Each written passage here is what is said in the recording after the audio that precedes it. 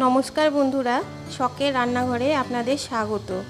আজ আমি একটি নতুন ধরনের রেসিপি তৈরি করে দেখাবো, মিষ্টি কুমড়োর লাড্ডু।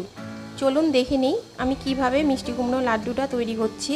আপনারা ভিডিওটি স্কিপ না করে প্রথম থেকে শেষ অবধি দেখতে থাকুন, তা না হলে আমি এই লাড্ডুটি কিভাবে তৈরি করছি বা এই লাড্ডুর মধ্যে কি কি দিচ্ছি সেটা আপনারা প্রথম থেকে না দেখলে বুঝতে পারবেন না। চলুন তবে প্রথমেই আমি মিষ্টি কুমড়োটা ভালোভাবে কেটে নেব। প্রথমেই আমি মিষ্টি কুমড়োটা কেটে নেব। মিষ্টি কুমড়োটা আমি গোটা নিইনি, আমি অর্ধেক নিয়ে নিয়েছি মিষ্টি কুমড়ো। আমি অর্ধেক মিষ্টি কুমড়ো দিয়ে লাড্ডুটা করে নেব মিষ্টি কুমড়োর। আমি মিষ্টি কুমড়োর খোসাটা ভালো করে ছাড়িয়ে নেব, মিষ্টি কুমড়োর গায়ে একটুও যেন খোসা লেগে না থাকে। খোসাটা আমার ভালো করে ছাড়িয়ে নেওয়া হয়ে গেছে। এবার আমি মাঝের বীজের অংশটা কেটে বাদ দিয়ে দেব।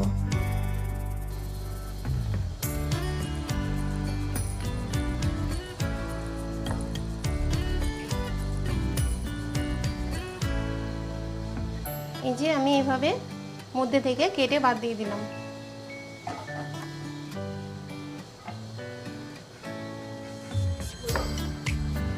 আমি এইভাবে বাকি কুমড়োগুলো ছিলে নেব ভালো করে, আর ভেতরের বিচনের অংশটুকু আমি কেটে বাদ দিয়ে দেবো। মিষ্টি কুমড়োগুলো আমার ভালো করে ছিলে নেওয়া হয়ে গেছে। এটা এবার আমি ধুয়ে নেব পরিষ্কার করে।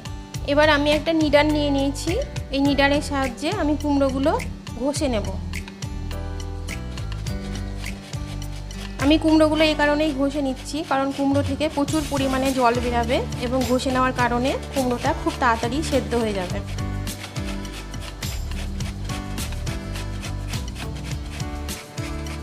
আমি এইভাবে ঘষে নিচ্ছি। আপনারা চাইলে কুমড়োটা ডুমো ডুমো করে কেটে সেদ্ধ করে নিতে পারেন, সেক্ষেত্রে সময়টা অনেকটা বেশি লাগবে কুমড়োটা সেদ্ধ হতে। আমি এইভাবে কুমড়োগুলো ঘষে নেব। কুমড়োগুলো আমার কুড়ে নেওয়া হয়ে গেছে। এবার আমি কড়াইটা বসিয়ে নেব। এবার আমি কড়াইয়ের মধ্যে পরিমাণ মতো গরুর দুধ দিয়ে নেব। এখানে আমার 1 কেজি গরুর দুধ আছে, আমি যতটা লাগবে ঠিক ততটা পরিমাণে দিয়ে নেব। আমি খুব বেশি দুধ দেব না, কারণ কুমড়ো থেকেও অনেকটা জল ছাড়বে। এবার আমি দুধটা ভালো করে জাল দিয়ে ফুটিয়ে নেব। দুধটা আমি নেড়ে চেড়ে ফুটিয়ে নেব। দুধটা ফুটে গেছে, এবার আমি দুধটাকে একটু জাল করে কমিয়ে নেব।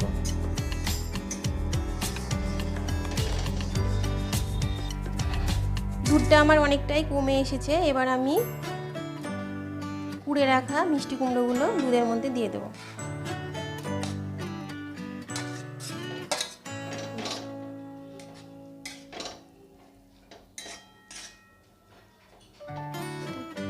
এবার আমি মিষ্টি কুমড়োটা ঢাকা দিয়ে ভালো করে সেদ্ধ করে নেব। কুমড়োটা সেদ্ধ হতে হতে আমি বাকি উপকরণগুলি দেখিয়ে নিই। লাগবে আমাদের গুঁড়ো দুধ, চিনি গুঁড়ো আর এলাচ।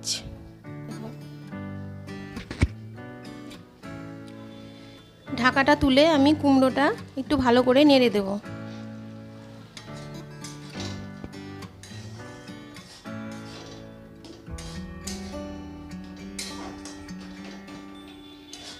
ভালো করে নেড়ে দিতে হবে, তা না হলে তলায় ধরে যেতে পারে। আমি এভাবে ভালো করে নেড়ে চেড়ে কুমড়োটা সেদ্ধ করে নেব।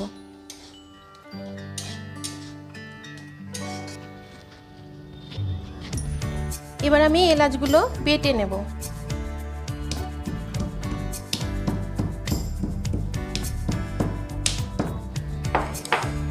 আমি এলাচের বীজগুলো বের করে নেব।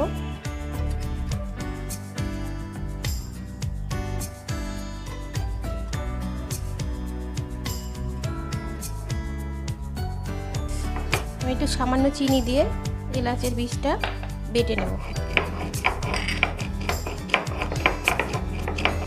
এবার আমি দেখে নেব কুমড়োটা সেদ্ধ হয়েছে নাকি। কুমড়ো থেকে অনেকটা জল বেরিয়েছে, কুমড়োটা ভালো মতো সেদ্ধও হয়ে গেছে।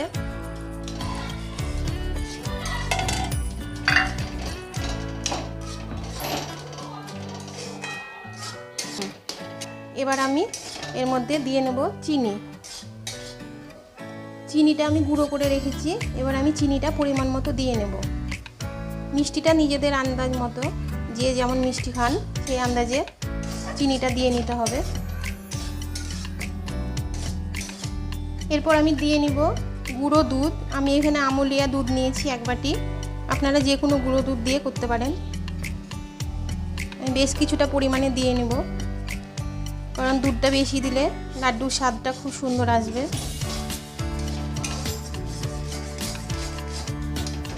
এবার আমি খুব ভালোভাবে মিশ্রণটা নাড়তে থাকবো কুমড়োর, তা না হলে তলায় লেগে যেতে পারে।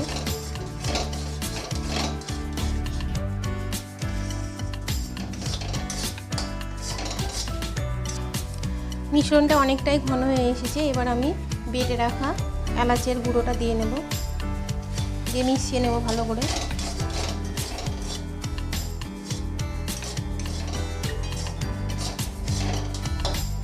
এবার আমি এর মধ্যে দিয়ে নেব সামান্য একটু ঘি।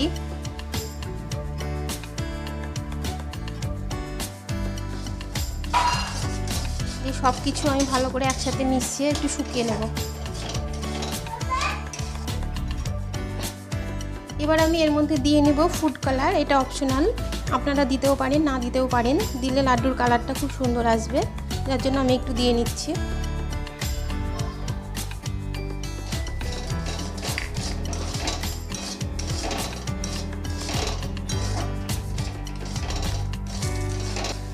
লাড্ডুর মিশ্রণটা আমার তৈরি হয়ে গেছে, এবার আমি নামিয়ে ঠান্ডা করে নেব।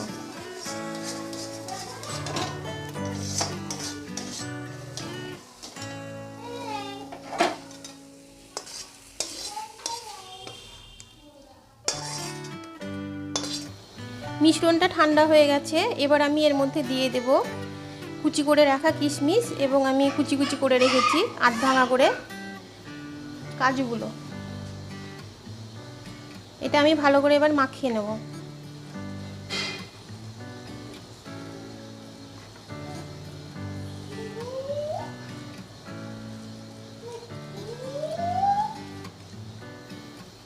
এবার হাতে আমি একটু ঘি মাখিয়ে নেব। এবার আমি লাড্ডুগুলো তৈরি করে নেব। আমি একটু বড় বড় সাইজেই করব। আমি এরকমভাবে তৈরি করে নেব।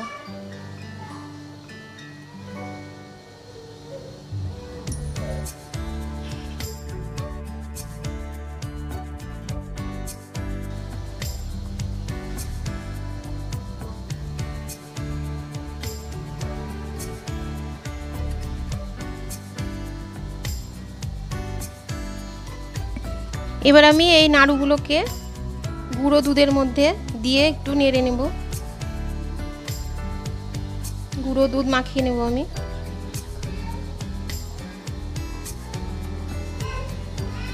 এইভাবে গুঁড়ো দুধ মাখিয়ে নেব কতগুলো।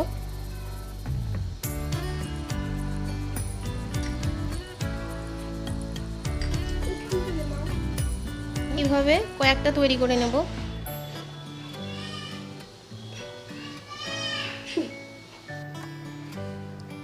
আমার মিষ্টি কুমড়োর নাড়ু কমপ্লিট।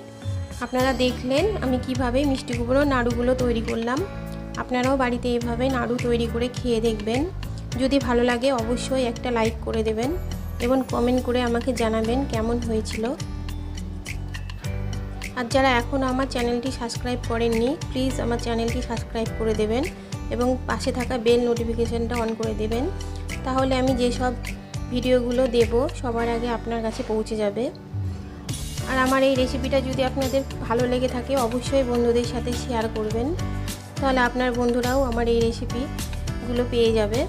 আপনারা ভালো থাকবেন, সুস্থ থাকবেন এবং আমার চ্যানেলের পাশে থাকবেন। ধন্যবাদ।